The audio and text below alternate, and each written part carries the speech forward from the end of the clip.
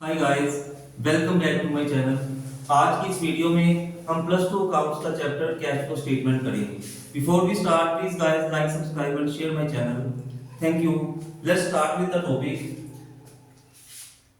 Cash flow statement is a very important chapter. Cash flow statement, first of all we must know the meaning of cash flow statement. Cash flow statement is a statement which shows cash and cash equivalent, which shows inflows and outflows of cash and cash equivalent during the financial year. अब the meaning arises, what is the meaning of inflow and outflow?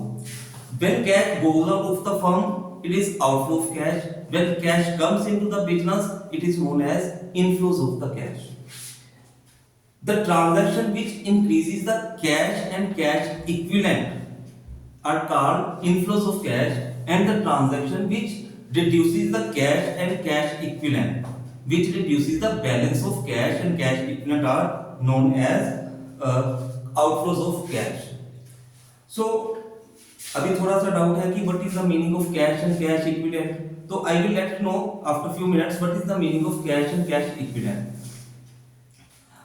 ये जो chapter है इसमें हमारा accounting standard 3 लगेगा, accounting standard 3।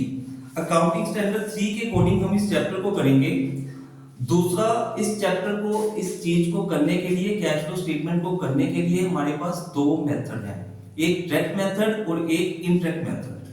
But as far as direct method is concern, it is not part of the CBSE syllabus, so we will concern only accounting standard 3 के अंदर जो दूसरा मेथड है इनडायरेक्ट मेथड, हम उसी मेथड को करेंगे। इनडायरेक्ट मेथड क्या कहता है? इनडायरेक्ट मेथड कहता है वी हैव टू प्रिपेयर एक statement, cash flow statement which shows cash inflows of cash and cash equivalent and outflow of cash and cash equivalent during the last financial year under 3 different activities, that is operating activities, investing activities and financing activity.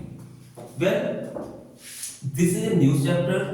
इस chapter के अंदर जितनी भी terminology we are going to use, जितनी भी चीजें हैं आप लोगों ने पहले नहीं सुनी हुई हैं, तो थोड़ा ध्यान से समझेंगे।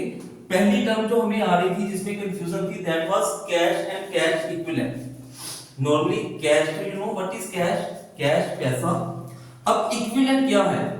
कैश इक्विवेलेंट का मतलब है जो कैश तो नहीं है लेकिन कैश के इक्वल ही है। We can treat it as a cash but वो कैश नहीं है। जैसे मेरे बैंक में पैसे पड़े हुए हैं, से मेरे बैंक में 5 लाख रुपया पड़ा है, तो मैं जब चाहूं उसे निकलवा लूं। आजकल तो आप यूपीआई कर सकते हो, आप अपना डेबिट कार्ड यूज कर सकते हो विदाउट इवन आजकल तो सिस्टम आ गया है कि आप अपने डेबिट कार्ड के बिना भी एटीएम से पैसा कभी भी विड्रॉ कर सकते हो, तो दे आर डायरेक्टली अवेलेबल। तो कैश, एक तो वो जो वाकई में कैश है, एक वो जो इक्विवेलेंट टू कैश है। उसमें 5 चीजें हैं। पहला है कैश इन हैंड, दूसरा है कैश एट बैंक, जितना बैंक में हमारा पैसा पड़ा सेविंग अकाउंट में या करंट अकाउंट में। मार्केटेबल सिक्योरिटीज, मार्केटेबल सिक्योरिटीज का मतलब है which can be sold at any time at your own sweet will.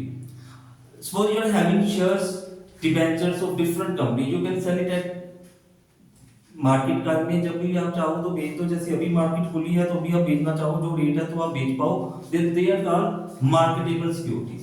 लेकिन कुछ सिक्योरिटीज ऐसी होती हैं व्हिच आर नॉट मार्केटेबल, जैसे किसान विकास पत्र, जैसे national security certificate, they are not marketable securities because उनकी मैच्योरिटी जो होती है वो 5 साल, 7 ईयर, 5 ईयर, 10 ईयर जो भी होती है गवर्नमेंट ऑफ इंडिया की तरफ से होती है, तो उसके पैसे आप तभी ले सकते हो। तो मार्केटेबल सिक्योरिटीज के अंदर सिर्फ वो सिक्योरिटीज लेनी है जिसको हम जल्दी से जल्दी बेच सकते हैं। तीसरा है demand deposit with the bank. अगर हमने बैंक में कोई पैसे रखे हैं, डिमांड डिपॉजिट्स है, तो वो भी हमारे जो है कैश है, कैश इक्विवेलेंट का पार्ट बनेगा। And the fifth is cheques and draft. Cheques and draft हमारी अपनी चेकबुक नहीं, जो मुझे कस्टमर ने चेक दिए हैं, जो मैंने कस्टमर से पैसे लेने हैं एज ए बिजनेसमैन, जो उन्होंने मेरे को चेक दिए हैं या उन्होंने मेरे को डीडी दिया है, डिमांड ड्राफ्ट दिए हैं, और वो डिमांड ड्राफ्ट और चेक अभी मेरे पास पड़े हैं, उसको मैं आज नहीं डिपॉजिट कर पाया बैंक में। क्यों? क्योंकि मे बी आज सैटरडे था, मे बी आज बैंक बंद था, मे बी मुझे टाइम नहीं मिला, मे बी रीजन हो सकता है कि जो डेट उस चेक के ऊपर या डिमांड ड्राफ्ट के ऊपर है वो 2 दिन या 1 दिन बाद की है।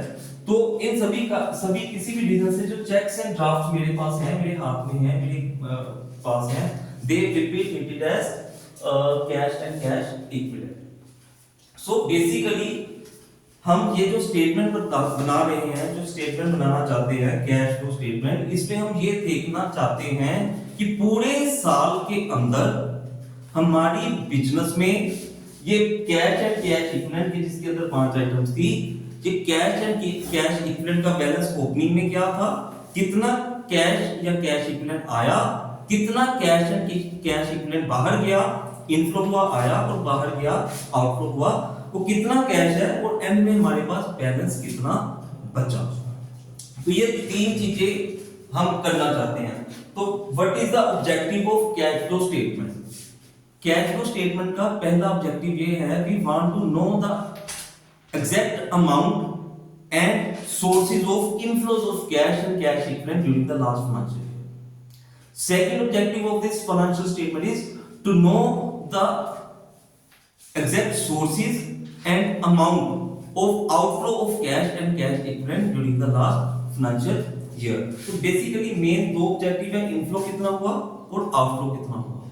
तीसरा ऑब्जेक्टिव ये है कि what was the opening balance of cash and cash equivalent, means ये पांचों को मिला के जो है इसका ओपनिंग बैलेंस क्या था, जितना इनफ्लो हुआ, जितना आउटफ्लो हुआ, उसके बाद what will be the closing balance of cash and cash equivalent. और ये जो कैश एंड कैश इक्विवेलेंट जो हम स्टेटमेंट बना रहे हैं, थोड़ा सा इसमें थोड़ी सी एडिशन करेंगे।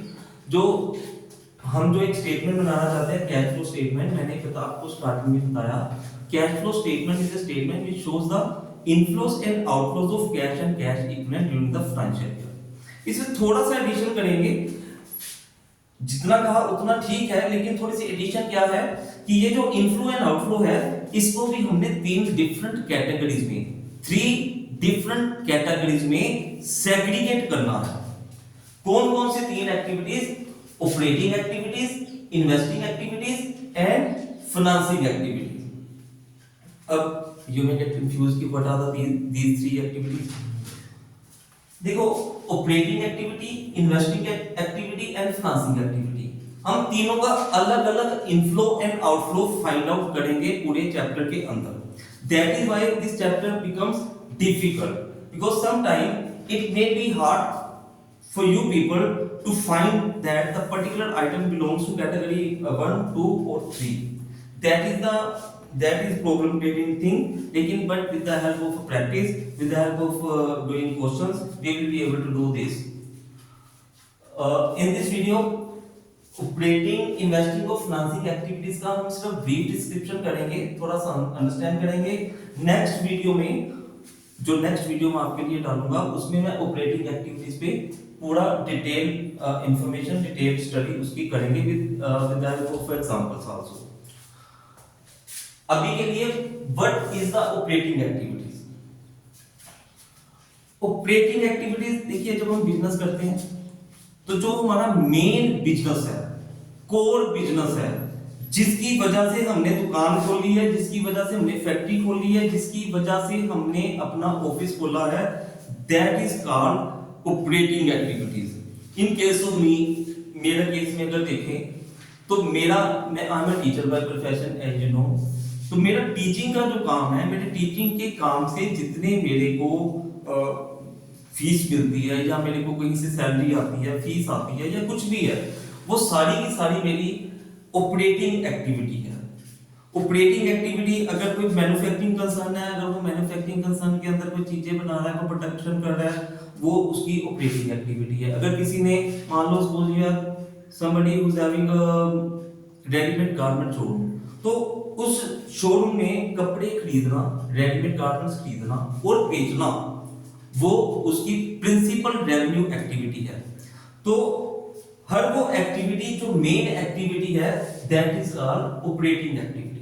Suppose a person is having आटा चक्की जिसमें आटा पीसते हैं, तो बाइंग ऑफ व्हीट, गेहूं, कनक, और उसके बाद उस गेहूं को पीस कर आटा बनाना और उस आटे को बेचना, या सीधा गेहूं को बेचना, वो उसकी प्रिंसिपल ऑपरेटिंग एक्टिविटी है, मतलब उसको ये काम करना है, मेन काम उसका करना खरीदना, आटा बनाना और आटा बेचना है, ये उसकी प्रिंसिपल रेवेन्यू प्रोड्यूसिंग एक्टिविटी है।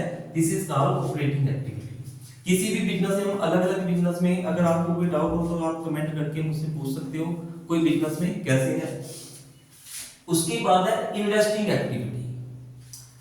इन्वेस्टिंग एक्टिविटी का मतलब है, देखो एक व्यक्ति एक बिजनेस करता है तो उसके अलावा बहुत सारे काम और भी करता है। हम इन्वेस्टिंग एक्टिविटी किसको लेंगे इसमें, अगर बिजनेस में पैसा खर्च करके हम लॉन्ग टर्म कोई एसेट खरीदते हैं या बेचते हैं, other than current assets, other than marketable securities. अगर हम कोई एसेट खरीदते हैं या कोई इन्वेस्टमेंट करते हैं या उसको बेचते हैं तो that will be treated as investing activities. Third is the financing activities. Financing activity, अगर हम अपने बिजनेस का साइज, कंपोजिशन या उसकी कैपिटल बढ़ाएं तो that is called financing activity. देखो फाइनेंसिंग एक्टिविटी में अगर हमने कहीं से लोन लिया, बोरो किया, लॉन्ग टर्म, शॉर्ट टर्म, अगर हमने लॉन्ग टर्म बोरो किया, अगर हमने कहीं से री इन्वेस्टमेंट किया, री कैपिटल इंट्रोड्यूस की, या हमने शेयर इशू किए, even preferential in case of a company, तो that will be treated as financing activity.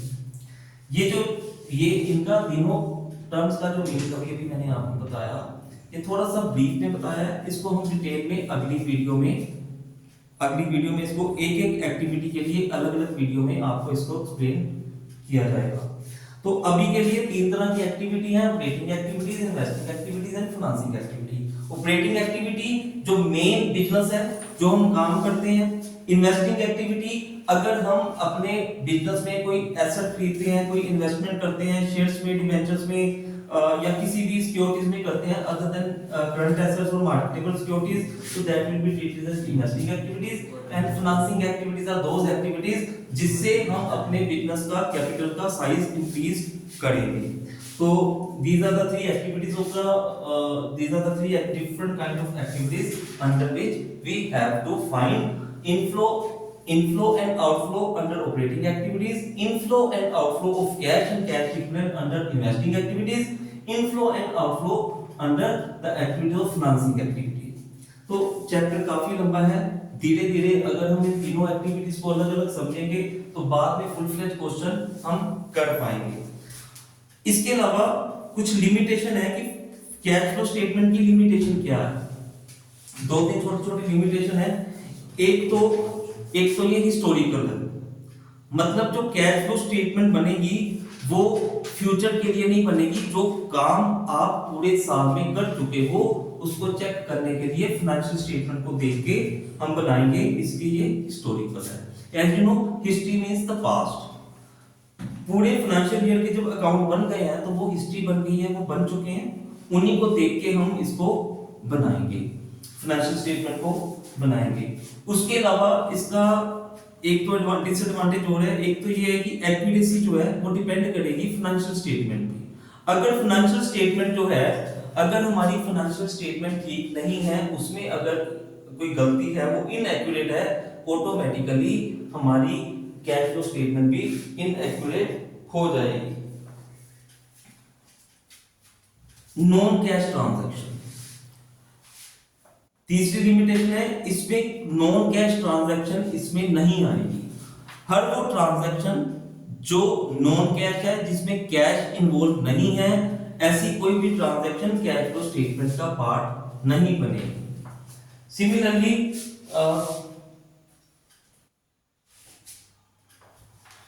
Assessment of liquidity, अगर हम लिक्विडिटी की बात करें तो कैश फ्लो स्टेटमेंट जो है वो हमें लिक्विडिटी के बारे में नहीं बताएगी।